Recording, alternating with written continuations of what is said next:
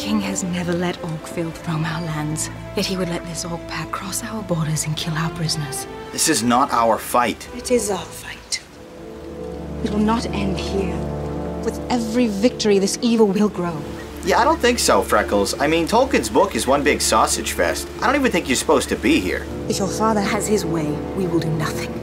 We will hide within our walls, live our lives away from the light, and let darkness descend. Again, sorry to break it to you, Angelina Jolie Lily, or whatever your name is, but this is not our fight. This is movie night.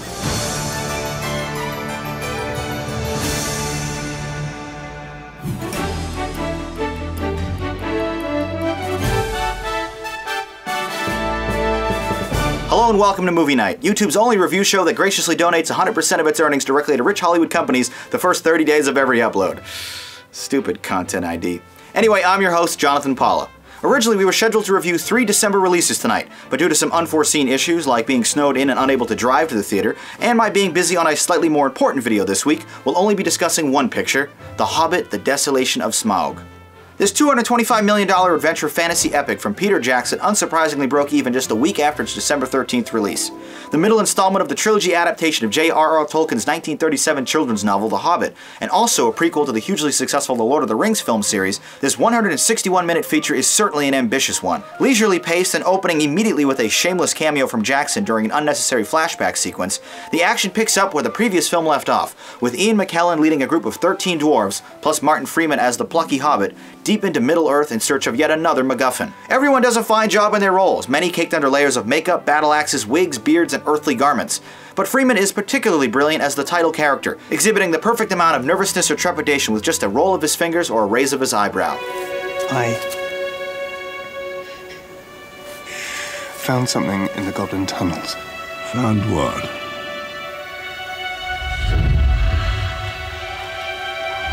What did you find?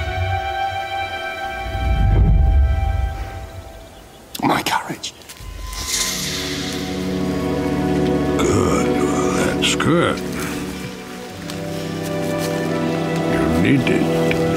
Richard Armitage and Aidan Turner return as gruff but sometimes sensitive dwarves. Luke Evans is featured as a suspicious but helpful human archer, while Orlando Bloom is shoehorned into the script if for no other reason than fan service. But it's always enjoyable watching him dispatch monsters with his longbow. Introduced here and absent from the original novels is Evangeline Lilly as an elf who develops romantic feelings for Turner. Her strong female presence is a wonderful addition to the pictures, and she commendably contributes some great emotional conflict as well. Benedict Cumberbatch provides his voice and motion capture likeness for the picture's primary antagonist, a massive fire-breathing dragon, and he does an incredible job bringing the imposing and frightening character to life, to which Evans warns earlier, if you awake that beast, you'll destroy us all. While the story is inherently steeped in fictional mythology, it's almost annoying how many proper nouns litter this script. You've got Oakenshield, Dol Guldur, Arkenstone, Radagast, Arzagoth, Galadriel, Thuriel, I can't even pronounce them all, and without subtitles or a prior working knowledge of Tolkien's universe, it can be really confusing at times. That said, however, the attention to detail does provide an extremely realistic and believable environment,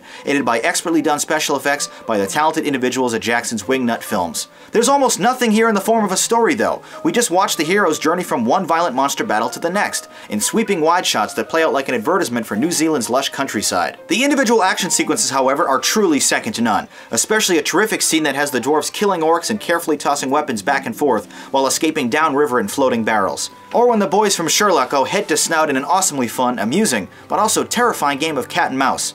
Or perhaps more appropriately, Dragon and Hobbit. The PG-13 story is once again supported by a brilliant original score from composer Howard Shore, who underlines every dramatic moment with exactly the right sound. Like its predecessors though, the movie is simply too drawn out for its own good, with the majority of the movie comprised entirely of shallow action and thrills.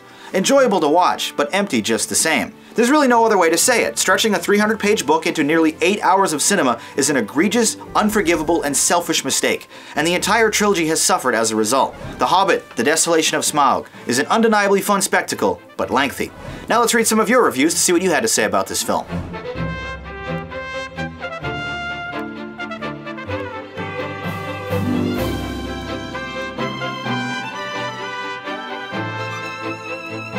Our scores for The Hobbit 2, a 9 and a 7. Although you held off on the top score, you thought this picture was awesome, with unanimous praise going to the action sequences. A slight improvement over An Unexpected Journey, this picture still suffers from all the same issues, leaving me partially unsatisfied, but I am excited to see the third installment. I thought it was cool. For our poll question tonight, who's your favorite character from Middle-earth? Leave your response as a comment below.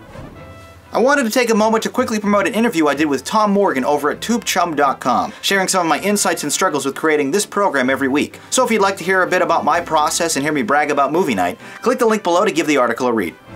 Now let's wrap up this shortened episode of Movie Night with some of your tweet critiques.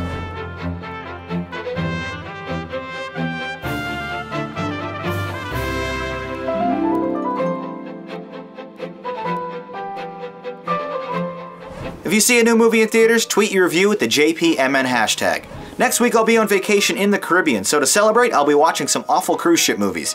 Going Overboard, Adam Sandler's first film from 1989, the ill-conceived 1997 sequel to Speed, and the marginally offensive rom-com Boat Trip from 2003. Because this episode has already been produced, I unfortunately won't be featuring any viewer comments, but please share your thoughts below just the same. If you'd like to watch more episodes of Movie Night, check out the related video links on my right, or click subscribe to be notified of all new content. And be sure to follow me on Facebook or Twitter for updates between episodes, and to hear how my cruise is going. Once again, my name is Jonathan Paula. Thank you for watching and listening. Until next time, have a good movie night.